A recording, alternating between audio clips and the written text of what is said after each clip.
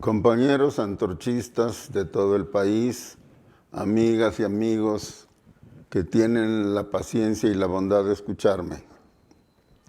El presupuesto de egresos de la Federación es un documento que elabora año con año la Secretaría de Hacienda, que es desde luego autorizado, revisado por el Presidente de la República y enviado a la Cámara de Diputados para que los diputados, lo analicen, lo juzguen y le hagan las modificaciones que consideren pertinentes a modo de que responda de la mejor manera a las necesidades y a los intereses del pueblo de México. Realmente, en los hechos, el papel de los señores diputados muy rara vez ha sido activo en este terreno. Desde que el PRI gobernó al país, era sabido por todo el mundo que los diputados se atenían a lo aprobado por el presidente de la República, es decir, respetaban casi al pie de la letra lo que les mandaban de la presidencia de la República, y cuando hicieron modificaciones, fueron modificaciones muy menores al presupuesto. Por lo tanto, la voluntad, la opinión del presidente sobre cómo gastar los dineros siempre ha estado bastante bien representada y respetada en el presupuesto de egresos que al final aprueba la Cámara de Diputados. Sin embargo, en esta ocasión nos enteramos de que se acaba de enviar por parte del presidente una iniciativa de ley para modificar la Constitución General de la República en el sentido de que el presupuesto elaborado por los diputados no sea la forma definitiva en que se realicen los gastos que en ese mismo presupuesto se detallan. El presidente pide que los diputados le otorguen a él el derecho de, posteriormente a la aprobación de los diputados, poder modificar el presupuesto de egresos, la forma en que se van a gastar los dineros del pueblo, de acuerdo con su leal saber y entender, de acuerdo con lo que él considere prioritario y en el orden de prioridades que él considere adecuados para llevar adelante su propio proyecto de gobierno. Naturalmente que esto nos tiene que motivar a hacernos una pregunta. ¿Qué es lo que se busca ahora con la modificación, con esta transformación de la ley, con este cambio constitucional para permitirle al presidente modificar el presupuesto aprobado por los diputados? Nosotros tenemos que reflexionar, como ya dije, que de hecho el presupuesto siempre se aprueba casi exactamente en los términos en que el presidente lo envía. Tuvimos una prueba de esto el año pasado, en diciembre, cuando se discutió el presupuesto de 2019, varios grupos, varias organizaciones sociales, estuvimos varios meses de plantón frente a la Cámara de Diputados pidiendo que se incluyeran las demandas, que se incluyeran recursos para atender algunas necesidades prioritarias de la gente, de los campesinos, de los colonos, y los señores diputados se negaron a modificar una coma de ese presupuesto porque así se los habían ordenado desde la Presidencia de la República. Si esto es así, entonces tenemos que preguntarnos qué es lo que está motivando ahora el deseo del presidente de tener la facultad de modificar el presupuesto después de aprobado por los señores diputados. Si nos volvemos hacia atrás, si volvemos la mirada hacia atrás, amigos y amigas, y vemos cómo se ha venido gastando el presupuesto del país durante el tiempo que lleva en el poder la Cuarta Transformación, nos daremos cuenta que esta forma de gastar el presupuesto nacional no ha correspondido a los intereses de las mayorías populares.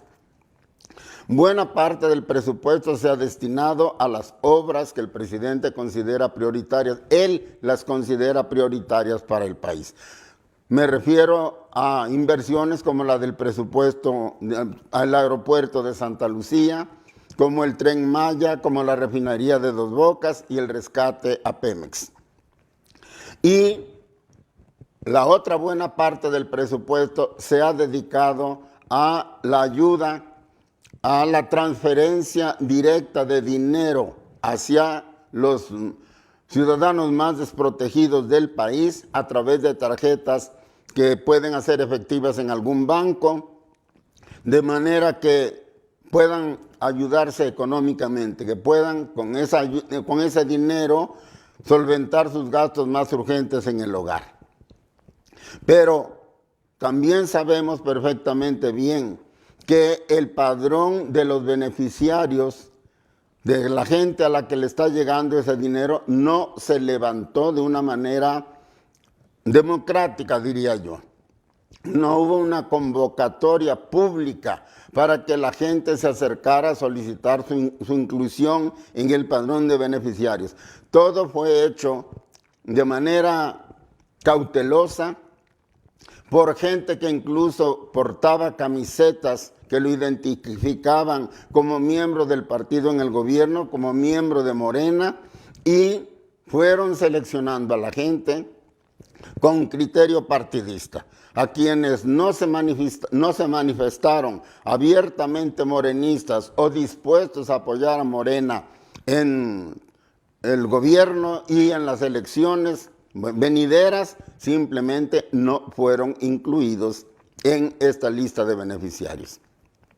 Eso mismo ha ocurrido con otros programas como Jóvenes Construyendo el Futuro, como el reparto de las becas Benito Juárez y ahora con los créditos que se ofrecen para las micro, medianas y pequeñas empresas de 25,000 pesos a cada una. Los padrones de estos beneficiarios también han sido levantados casi en secreto, sin una convocatoria pública, quitándole toda iniciativa a la gente para buscar incluirse en esas listas de beneficiarios, y eso nos da la clave de que se trata de programas manejados con criterio absolutamente clientelar, con criterio de ganarse la conciencia de la gente para asegurar el voto en las elecciones que vienen, las de 2021, las de 2024 y las que siguen, de manera que Morena se pueda mantener en el poder.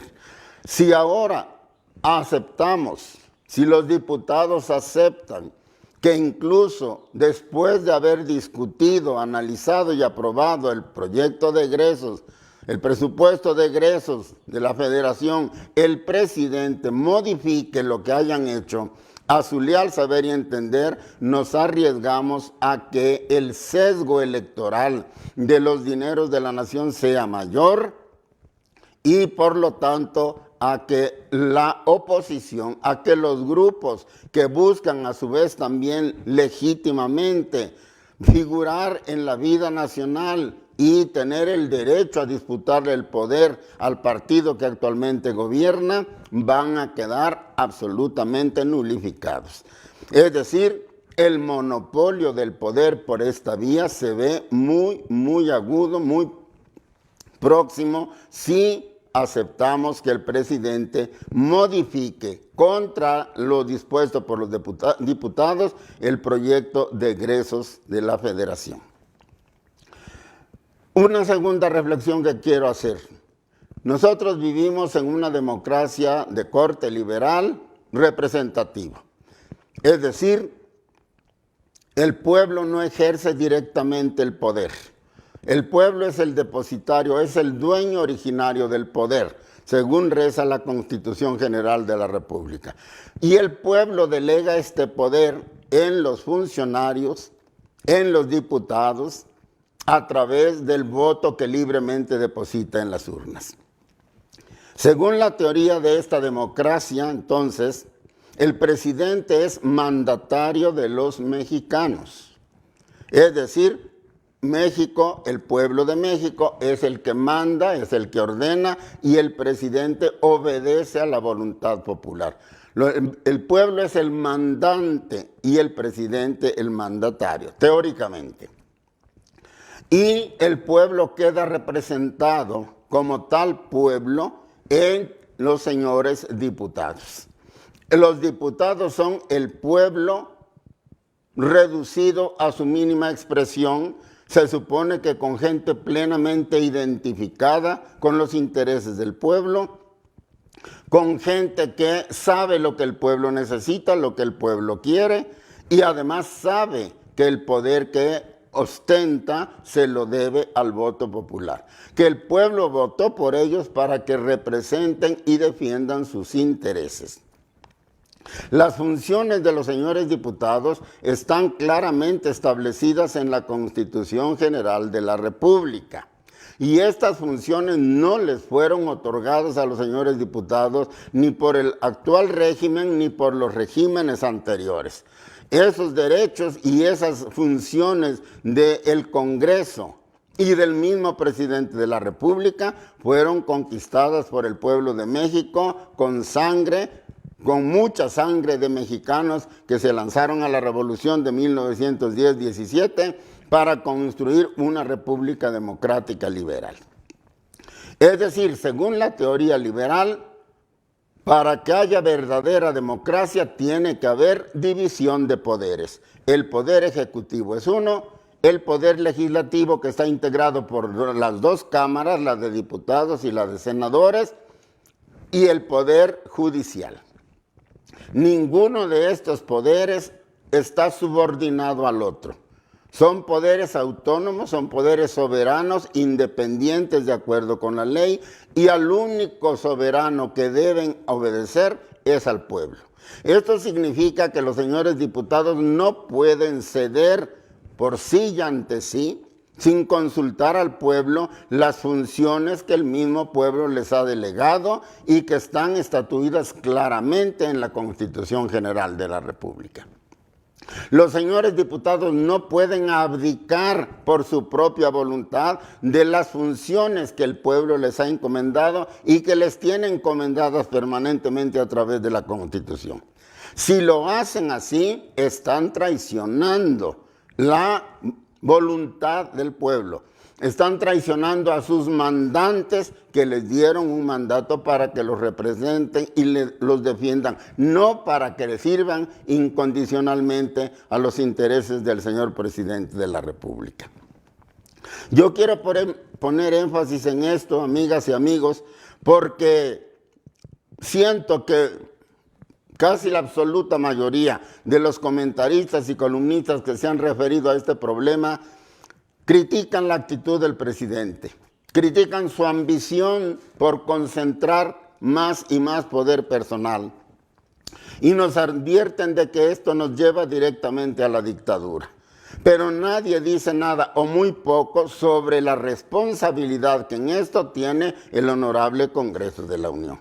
Y yo quiero precisamente enderezar la mirada de la gente, de nuestro pueblo, de los antorchistas del país, en este sentido. Nosotros tenemos que saber que los señores diputados no pueden abdicar por sí y ante sí de las funciones que legalmente están obligados a representar. Para que haya democracia tiene que haber división de poderes, reza la teoría.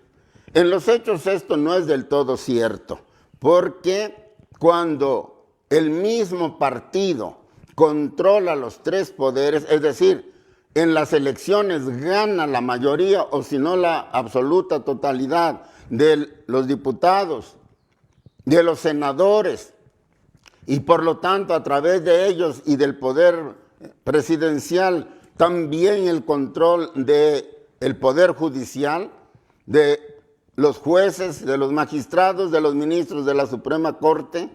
La verdad es que la democracia queda reducida a una pura teoría, porque los dos poderes, el ejecutivo el legislativo y el judicial se subordinan por razones partidarias, por razones de conveniencia o por lo que usted quiera al poder del presidente de la República. Esto venía ocurriendo, hay que decirlo con franqueza, desde la época del PRI y no dejó de ocurrir ni con Fox, ni con Felipe Calderón, ni con Peña Nieto. Por eso alguna vez Mario Vargas Llosa le llamó a los gobiernos priistas la dictadura perfecta.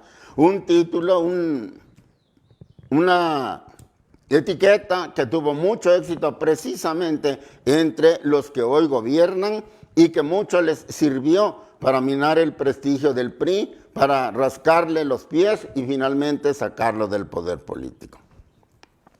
Era la dictadura perfecta porque el Poder Ejecutivo controlaba a los diputados y a los senadores. Estos votaban lo que él les pedía, lo que él les mandaba, y los señores jueces, el Poder Judicial en general, también se plegaba a la voluntad del presidente de la República. Por eso fue la dictadura perfecta. ¿Qué es lo que vemos ahora? Vemos que está ocurriendo exactamente lo mismo, solo que de un modo más burdo. Ahora los señores diputados abiertamente, sin ningún rubor, salen a gritar que ellos son soldados del presidente de la República, no representantes del pueblo. Salen a decir que es un honor estar con Obrador. ¿Y dónde se quedó el pueblo que los eligió? ¿Dónde se quedaron los intereses? ¿Dónde las responsabilidades que ellos contrajeron con sus electores? No lo sabemos. Repito, con orgullo salen a decir que ellos son soldados del presidente y harán lo que el presidente les indique. Y aunque el Poder Judicial se mantiene discretamente independiente, hay muchos datos y muchos comentarios de gente responsable que habla de que el Poder Judicial también está dominado y alineado en lo fundamental con el presidente de la República. Nos estamos pues acercando a una dictadura si permitimos, mejor dicho, damos un paso más hacia la dictadura si permitimos que ahora el presidente secuestre o prive a los diputados de uno de los poderes más importantes, de las funciones más importantes que tiene, como es decidir en última instancia cómo se gastan los dineros del pueblo, para que esta facultad quede en manos del presidente de la República. Es verdad que se dice que esto solo operará en situaciones extraordinarias, en épocas de graves contingencias como la que estamos viviendo hoy con el coronavirus. Pero todos sabemos que esa es una cortina muy endeble que cualquier presidente podrá hacer a un lado cuando quiera, decir que hay una contingencia y hacer con el presupuesto lo que se le pegue la gana. ¿Y los mexicanos qué? ¿Y las necesidades del pueblo qué? ¿A dónde van a parar o quién las va a defender si ahora todo va a depender de la voluntad del presidente? La dictadura perfecta. Y aclaro, la dictadura no tiene por fuerza que ser la de un solo hombre. Puede haber dictaduras de una élite, de una oligarquía, de una plutocracia. Puede ser una dictadura individual, que es cuando se llama absolutismo, o puede ser una dictadura de un colectivo, pero la dictadura consiste básicamente en que el poder se concentra totalmente en la persona o en el grupo hegemónico que gobierna y deja absolutamente sin capacidad de acción y sin capacidad de defensa a las masas populares. El presidente de la República está tratando de llevarnos a una forma de dictadura más visible, a la concentración personal del poder. Pero ya ahora, mexicanos, no nos engañemos, ya ahora, antes de que se dé este paso más hacia la dictadura personal, vivimos bajo una dictadura como la que ejercía el PRI en su tiempo. Los poderes legislativo y judicial no tienen autonomía de acción. El pueblo está desamparado y es muy grave, y por eso lo señalo, que desde el poder público se esté atacando de varias maneras el derecho del pueblo a organizarse, a unirse, a protestar, a gestionar, a criticar al gobierno, siendo que este es el último recurso que al pueblo le queda para oponerse precisamente a la voluntad dictatorial, sea de una persona o sea de una oligarquía o de una plutocracia. Todos sabemos que en México, desde el primer día del gobierno actual, se empezó una campaña muy intensa en contra de las organizaciones sociales, llamándoles intermediarias corruptas, llamándoles chantajistas, llamándoles gente que se opone al cambio, que quiere estorbar los proyectos del presidente y por lo tanto satanizando también sus manifestaciones y sus protestas en la calle. El pueblo está cada vez más inmovilizado, está cada vez más sometido, cada vez más amenazado por los poderes públicos y se está llegando al extremo de negarle al pueblo el derecho a conformarse, a constituirse en partido político, cosa que es absolutamente un derecho protegido, regulado por la ley electoral y por la Constitución General de la República. El movimiento antorchista nacional acaba de sufrir uno de estos atropellos en Puebla. Solicitaron los compañeros poblanos su registro como movimiento antorchista poblano. Llenaron todos los requisitos que les pidió el Instituto Electoral Poblano. Hicieron más asambleas de las que pidieron, con más gente de la que pidieron, y en la actualidad, aseguro yo, que más de 100,000 poblanos están pidiendo que se les permita constituirse en partido político. Y sin embargo, por órdenes del gobernador Miguel Barbosa de Puebla, se le negó al movimiento antorchista poblano su transformación en partido político. ¿Qué va a pasar entonces? ¿Qué arma se le queda al pueblo? La dictadura, yo oí hace poco, y permítame, termino con esto, yo oí hace poco que una senadora morenista dejó sin argumentos a los senadores de la oposición cuando les espetó. La dictadura de las mayorías se llama democracia. No es cierto. La dictadura es la imposición de la voluntad, sea de un individuo o sea de un grupo, por la fuerza al resto de la población. Eso es una dictadura. La democracia se diferencia de la dictadura precisamente en que no impone por la fuerza a los demás sus decisiones. Hay órganos deliberativos, hay órganos obligados a argumentar, a razonar, a demostrar, a convencer y a ganar la voluntad mayoritaria de los órganos de poder o del pueblo mismo para poder transformar en acciones su pensamiento, sus principios, o el proyecto de país o de Estado que tengan en mente. Por lo tanto, decir que la dictadura de las mayorías se llama democracia es olvidarse que para que haya dictadura se necesita que haya imposición, que haya uso de la fuerza, sea de carácter moral, sea de coerción, campaña de terror, o sea, el uso de la ley, de la cárcel o de la fuerza armada para imponer la voluntad de quien gobierna. Eso es una dictadura. Y por lo tanto, frente a la dictadura solo queda una sola respuesta: la organización del pueblo. Precisamente el verdadero síntoma grave de que nos acercamos a una dictadura no es tanto la concentración del poder en manos del presidente, ni siquiera en la autoanulación de los otros dos poderes en servicio del presidente. La verdadera prueba de que nos acercamos a una dictadura es la represión que se está ejerciendo contra los derechos de organización, de petición, de gestión, de opinión, de protesta, de manifestación pública de las ideas y por último contra el derecho del pueblo de constituirse en partido político. Muchas gentes tienen miedo o quizás horror a defender antorcha de tantas arbitrariedades como estamos sufriendo. Ha sido tan larga y tan intensa la campaña de satanización en contra de nosotros que muchas gentes, incluso víctimas de sus propias mentiras, de sus propios inventos, ahora no quieren hablar en favor de Antorcha, aunque les consta que Antorcha tiene la razón, porque no sea que lo vayan a acusar de corruptos, o de brazo armado, o de grupo de choque, o de chantajistas, como se ha dicho de nosotros los antorchistas. Hacen mal.